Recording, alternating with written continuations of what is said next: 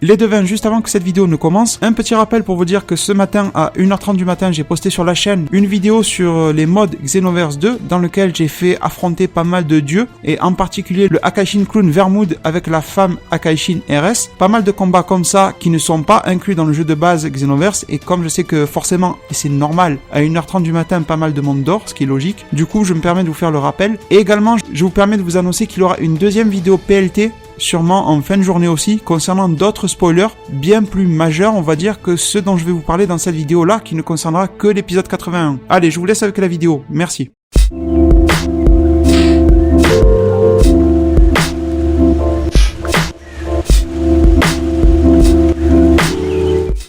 Salut les devins, c'est Saikyo. Il est l'heure pour moi de vous proposer une nouvelle vidéo PLT, pas le temps, vis-à-vis de gros spoilers qui viennent d'arriver tout juste concernant l'épisode 81 de Dragon Ball Super, qui sera diffusé le 5 mars 2017. Ces spoilers-là sont issus du magazine Weekly Shonen Jump, le magazine japonais. L'image et le screen nous a été donné par Yonkou Prod sur Twitter, traduit en anglais par Herms98 et relayé et traduit en français par des sites comme dragonballsuper-france.fr ou encore db-z.com que je remercie et que je crédite. Merci à toutes ces sources-là. Tous les liens sont en description bien sûr. Alors, on va commencer sans plus tarder, et quand on regarde le visuel qui nous a été donné, à vrai dire, rien de particulier. Le visuel de Bergamo est habituel à ce qu'on connaît de lui. On voit un Zeno en bas à droite, et ça on va en parler plus tard, mais vis-à-vis du visuel, rien de très particulier à en retirer.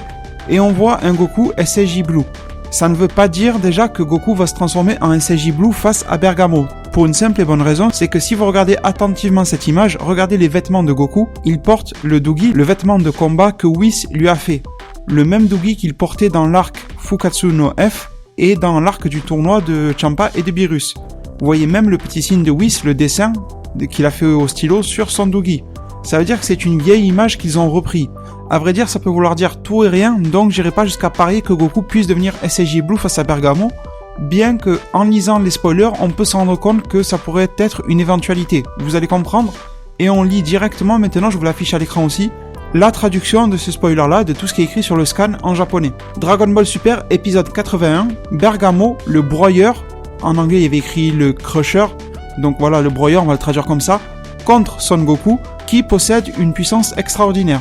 Alors, on va mieux comprendre le titre de l'épisode en avançant dans la lecture. On nous dit « Les matchs de Zeno du présent arrivent à leur climax ». Comprenez là, leur maximum.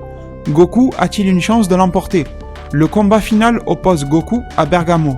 Bergamo fait un discours mielleux pour que tout le monde dans le stade soutienne l'univers 4. Et là, on nous parle d'univers 4, et même la traduction nous précise, et je suis plutôt d'accord avec eux, que le magazine mentionne l'univers 4, mais on suppose qu'il s'agit d'une erreur, et qu'il s'agit de l'univers 9, donc celui de Bergamo. Rappelez-vous que la semaine dernière, le Weekly Shonen Jump s'est aussi trompé sur une information qu'il nous avait donnée concernant Bergamo en nous disant que Bergamo utilisait le poison. Et la Toei Animation est revenue en nous disant non, on a donné une mauvaise information au magazine Weekly Shonen Jump, on s'excuse, etc. J'ai bien peur que ça soit aussi la même situation, qu'il parle d'univers 4 alors que ça serait l'univers 9. Et bien sûr, le magazine Weekly Shonen Jump ne fait que relayer des informations que la Toei lui donne. Donc ça ferait peut-être 2 fois en 10 jours que la Toei se trompe, c'est bien possible. Je poursuis. Les retournant complètement contre Goku et ses amis. De plus, Bergamo dévoile sa capacité à faire sienne les attaques de ses adversaires. Comment Goku se débarrassera-t-il de cet adversaire redoutable ? Bergamo, le destructeur, dévoile ses techniques. Zeno cette semaine. Il revient sur ses déclarations de destruction des univers perdants. Acceptant la proposition de Bergamo, Zeno annonce que si l'univers 4, et là on nous dit encore qu'il s'agit sûrement d'une erreur, donc si l'univers 4 l'emporte, il retirera, donc il annulera son plan de destruction des univers qui ont perdu lors du tournoi du pouvoir. Quel est l'objectif de Zeno ? Ça fait vraiment beaucoup d'informations dans un seul petit spoiler et ça part un peu dans tous les sens. Et ça devient même, j'ai envie de dire, compliqué, mais ne vous inquiétez pas, on va essayer de se décrypter tout ça à chaud, c'est un peu le principe de cette vidéo-là, et de voir ce qu'on peut en retirer de vraiment concret, et déterminer ce qu'il faut aussi prendre avec des pincettes pour le moment. Du coup, on repart du début. Alors, pour le moment, au début de ce spoiler-là, on n'a pas d'informations sur le combat de Gohan. Mais vous allez voir qu'à la fin, ce qu'ils nous disent concernant la proposition de Bergamo et tout ça, c'est peut-être lié. On va progresser et on va en parler. On a peut-être un indice nous faisant comprendre le résultat, à savoir si Gohan a gagné ou perdu son combat contre Lavenda. Mais pour le moment, on nous dit que Bergamo, donc le plus grand des frères du trio The Dangers qui va se battre contre Goku, fait un discours mielleux pour que tout le monde dans le stade soutienne l'univers 4. Alors déjà, on va s'arrêter sur la partie discours mielleux. J'ai vraiment du mal à croire que les simples belles paroles de Bergamo puissent arriver à retourner l'esprit de tout le monde, et surtout des personnes bien avisées comme des dieux de la destruction, des anges, ou encore un grand prêtre, ou même les Zénos. Et encore bon, les Zénos pourquoi pas, mais des mecs comme le grand prêtre et tout ça, c'est pas avec de belles paroles que vous allez leur retourner le cerveau. Donc je me demande si Bergamo n'est pas capable d'utiliser une certaine technique permettant de se mettre les gens dans sa poche, permettant de faire changer les avis, permettant de faire en sorte d'attirer l'affection et l'amitié et le soutien des gens à qui il va parler. On a bien vu que Basile et Lavenda utilisent déjà des techniques assez spéciales, assez particulières. Basile, la concentration de feu dans sa jambe, du moins une énergie qui ressemble à du feu, et Lavenda arrive à créer un poison et même à le souffler. Donc ça veut dire que c'est pas vraiment un objet de triche, mais il a ça en lui.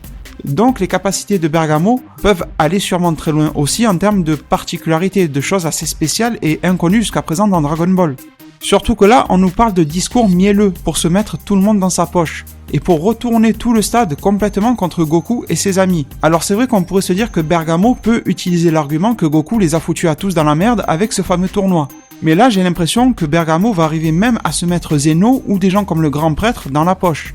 Donc ça va plus loin que ça. Zeno est forcément insensible à l'argument que Goku lui a rappelé le tournoi, parce que pour Zeno c'est une bonne chose. Je pense que vous m'avez suivi sur ça. Donc pour moi, Bergamo cache quelque chose à ce niveau-là, à pouvoir retourner l'esprit des gens à qui il parle, tout simplement. Je vais faire un petit arrêt sur le fameux univers 4. Alors pour le moment, je pense que c'est une erreur, et qu'on nous parle d'univers 9. Mais il faut pas oublier non plus que l'univers 4 est en paire, fonctionne en paire et est jumeau de l'univers 9. C'est-à-dire que le Akaishin Sidra a pour univers jumeau, enfin pour Akaishin jumeau ou fonctionne en paire avec le Akaishin Suri Kitera. Et pour le moment, on n'a aucune information là-dessus, mais si c'est vraiment l'univers 4, et j'en doute fort pour le moment, ça pourrait mener vers pas mal d'opportunités, vers beaucoup d'ouvertures de scénarios. Et ça partirait vers une voie très différente de celle dans laquelle on est jusqu'à l'épisode 80. Si on commence à nous parler de liens entre univers 4 et 9, on peut s'imaginer en arriver vers une théorie qu'on avait tous élaborée ensemble durant un des derniers lives, je crois que c'était durant l'avant-dernier live, comme quoi les univers pourraient fonctionner en paire durant le tournoi, sachant que leur victoire et leur défaite pourraient compter comme un total et s'additionner pour savoir si les univers resteraient en vie. En gros, les univers jumeaux seraient alliés durant ce tournoi, ça serait plus ou moins ça, ou du moins alliés au niveau des points. Mais sinon, concernant cet univers 4, je ne pense pas qu'il va en arriver à combattre l'univers 7, du moins durant ce tournoi préliminaire de Zeno. Ça n'a pas de sens qu'il soit tout d'un coup impliqué. Parce que j'ai vu pas mal de messages justement que vous m'avez adressés et pas mal de messages sur les groupes Facebook et tout ça disant que l'univers 4 va affronter le 7. C'est possible, mais pas maintenant. Pas dans ce tournoi petit match préliminaire. Là, ça n'a aucun lien avec ce qui se passe actuellement. Ou alors, faudrait vraiment imaginer un cas extrême dans lequel Bergamo, par le biais de cette technique et de ce fameux discours mielleux, arrive à inclure et à justement impliquer, mais de manière faussée, par le biais d'une ruse, on va dire, l'univers 4. Mais à vrai dire, je ne pense pas vraiment pour le moment qu'on va en arriver là. Je pense vraiment qu'on est sur une erreur de traduction. Ensuite, on nous révèle des informations qui cette fois sont sûres à 100% d'être justes. On nous dit que de plus, Bergamo dévoile sa capacité à faire sienne les attaques de ses adversaires. Ça veut dire tout simplement qu'il peut copier et récupérer les attaques des autres. Comment Goku se débarrassera-t-il de cet adversaire redoutable ? Donc, en gros, Bergamo a sûrement des capacités de combat qui lui sont propres, qui lui appartiennent, mais elles doivent pas être si énormes que ça. Il doit surtout être capable de recopier les attaques des autres. Mais on ne nous précise pas s'il arrive à les recopier avec le même niveau de puissance, avec le même niveau de rapidité. Par exemple, s'il fait un Kamehameha, est-ce qu'il va le faire avec sa propre puissance à lui de Bergamo ? Ou est-ce qu'il pourra la recopier exactement comme si Goku l'avait fait à pleine puissance ? Il y a quand même une grosse différence entre les deux situations. Et question aussi très intéressante, et c'est pour ça que je vous parlais de l'image avec le Super Saiyajin Blue, est-ce que Bergamo est capable de recopier des transformations adverses ? Ça serait très drôle déjà d'avoir un Bergamo qui devient Super Saiyajin Blue, ou du moins un équivalent par le biais de sa technique de copie. Il pourrait en copier la forme et l'apparence, on va dire, l'aura et tout ça. Et pour faire le lien avec l'image qui nous a été donnée, même si c'est une vieille image de Goku en Super Saiyajin Blue, ça pourrait être un élément pour nous faire comprendre que Goku va essayer de s'en débarrasser à pleine puissance. On a très souvent vu dans pas mal de mangas et d'animés, par exemple Naruto Shippuden pour vous donner un exemple populaire, des doubles des personnages arrivés, et le seul moyen de les battre, c'est de se dépasser soi-même, c'est un peu ça souvent. Donc, est-ce que Goku va en arriver là et va pousser son Super Saiyajin Blue à son maximum à un niveau que même Bergamo ne pourrait pas recopier ? Ça serait un peu la limite de la technique de Bergamo. ou tout simplement Bergamo n'est pas capable de reproduire du ki divin, ce qui serait logique. Normalement, c'est pas avec une simple technique mortelle qu'on peut reproduire aisément du ki divin. Vous voyez qu'il y a pas mal d'opportunités qui s'ouvrent. En tout cas, le spoiler reste très évasif et je peux pas m'engager dans une prédiction précise maintenant, mais je pense en tout cas que ça va tourner dans ces eaux-là et il y aura forcément une notion de limitation pour la technique de Bergamo, sinon il sera ultra cheaté. En tout cas, on se rend compte que ce trio du danger, ces trois frères, ont des techniques très très spéciales, en gros du jamais vu dans Dragon Ball, et comme je vous disais dans ma dernière vidéo Review du futur épisode 80, il semble avoir des techniques vraiment issues ou nécessitant une forme de ki très différente, une énergie assez différente de ce que l'on connaît, très très particulière et permettant à son utilisateur d'utiliser des techniques très différentes d'envoyer une simple vague d'énergie. Sinon je continue, on nous parle de Bergamo le destructeur ou le broyeur. Je ne pense pas que ça soit lié au fait qu'il vous attrape et il vous broie littéralement. Je pense que c'est surtout par le fait qu'il a dû gagner tous ses combats dans le passé ou quelque chose comme ça, nous faisant comprendre qu'il a broyé tous ses adversaires, sûrement en réutilisant leur propre technique contre eux-mêmes. Ça doit être un truc comme ça, forcément. Et là, on en vient à quelque chose de beaucoup plus important et qui aura beaucoup plus d'impact sur la suite de l'arc, survie de l'univers bien sûr. On nous dit que Zeno, dans la semaine de l'épisode 81, il revient sur ses déclarations de destruction des univers perdants. Enfin, du moins c'est sous-entendu avec un point d'interrogation. Et on nous dit que, acceptant la proposition de Bergamo, Zeno annonce que si l'univers 4 est là, je pense, ça me confirme bien que ça soit l'univers 9, l'emporte, il retirera son plan de destruction des univers qui ont perdu lors du tournoi du pouvoir. Quel est l'objectif de Zeno ? Pour le moment, avec le peu d'infos qu'on a, je reste toujours dans l'idée que Bergamo bénéficie d'une technique, ce fameux discours mielleux, qui lui permet d'envoûter en quelque sorte les personnes à qui il va s'adresser. Donc, il arrive à se mettre même Zeno dans sa poche, ce qui veut dire que c'est un énorme pouvoir que possède Bergamo, et qu'il joue vraiment avec le feu et il prendrait d'énormes risques, mais en tout cas qu'il arrive à amener à ses fins la discussion avec Zeno, et qu'il va arriver justement à éviter la destruction de son univers. Je ne pense pas que d'un coup l'univers 4 va être impliqué et va prendre le relais à la place de l'univers 9, ça fait un peu tirer par les cheveux quand même. Et là maintenant, j'aimerais faire le point avec le match de Gohan. Voilà pourquoi on a une indication sur la victoire ou la défaite de Gohan. Et je dirais que l'on s'amorce vers soit une défaite, soit un nul, une égalité entre Gohan et la Venda. Tout simplement pour une bonne raison, c'est que si Gohan gagnait son combat contre la Venda, eh bien l'univers 9 serait déjà perdu, et la décision serait déjà prise et elle serait sans contestation. Tandis que si Gohan perd, ça ferait 1-1, et donc Bergamo a de quoi négocier encore avec Zeno le fait que si l'univers 9 gagne, l'extermination des autres univers n'aura plus lieu. En gros et selon moi, et dites-moi en zone commentaire ce que vous en pensez, mais si Gohan gagne, il n'y aurait plus vraiment de discussion dans ce tournoi-là. L'univers 9 devrait entre guillemets se la fermer et ils auraient perdu. Ils auraient perdu déjà au moins 2-0 et ensuite avoir le résultat du combat face à Goku, mais ça changerait rien. Au pire, ça serait 2-1. Donc c'est pas possible que Zeno puisse accepter une négociation comme quoi si l'univers 9 gagne, Zeno annulera son plan. Vu que, je me répète, désolé, mais à 2-0, l'univers 9 ne peut plus l'emporter du tout. C'est foutu.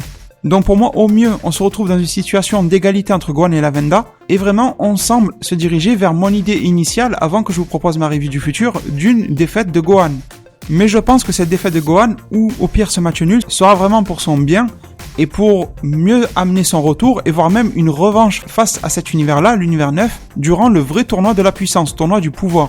Par contre, je pense que si Bergamo utilise vraiment une technique pour, comme j'ai dit, entre gros guillemets, envoûter les personnes à qui il parle, je pense que ça aura de grosses répercussions sur l'univers 9, voire même causer sa destruction, parce que vous pouvez pas vous amuser comme ça avec les dieux et à leur jouer des tours. Et en plus, je suis sûr qu'un personnage comme le grand prêtre va forcément se rendre compte de la situation, c'est pas possible. Et je ne pense pas qu'il sera vraiment sensible à cette espèce de manipulation de Bergamo. Zeno, je les vois bien tomber dans le panneau. Mais le grand prêtre, normalement, non. Surtout avec son niveau de pouvoir, son niveau d'intellectualité et ses capacités mentales, on peut espérer et être en droit d'espérer qu'il va voir clair à travers le jeu de Bergamo. Et en parlant de destruction de l'univers, justement, est-ce que la Toei Animation n'est pas en train de nous donner des informations, enfin Toei Animation et Toriyama bien sûr, et Toyotarou, comme quoi on va pas vraiment aller vers une situation dans laquelle les univers perdants vont tous se faire détruire, que les destructions seront que partielles et que le tournoi va vraiment pas se dérouler comme on l'avait tous prévu. Enfin, on s'était tous dit ensemble sur la chaîne que le tournoi ne se déroulerait pas comme prévu, mais en tout cas, la Toei Animation nous fait déjà comprendre que le tournoi ne va pas se dérouler comme ils nous l'ont annoncé il y a quelques semaines. En tout cas, je pense que cet épisode 81 ne va pas marquer un gros tournant dans l'arc, mais c'est en quelque sorte un avant-goût de ce que l'arc peut nous réserver. Un peu considérez-le comme une introduction de tout le fond d'intrigue que l'on va pouvoir avoir durant le vrai tournoi. Et surtout, en termes de retournement de situation, ce que l'on va avoir. Il faut alors en comprendre que les dieux peuvent changer très vite d'avis, qu'il peut se passer d'énormes choses en une fraction de seconde, que des univers peuvent être détruits immédiatement, tout comme des univers seront sûrement sauvés immédiatement aussi. Je pense que c'est surtout ce qu'il faut retirer de ce spoiler-là d'épisode, et on verra si ça sera confirmé en fin d'arc, mais je pense que c'est vraiment ça qu'il faut en comprendre. Pour l'instant, et concernant Zeno, je ne pense pas qu'il va retirer son plan de destruction des univers. C'est quand même le nouvel arc survie de l'univers, donc je vois pas pourquoi on nous a annoncé un arc de survie de l'univers si Zeno annule ça.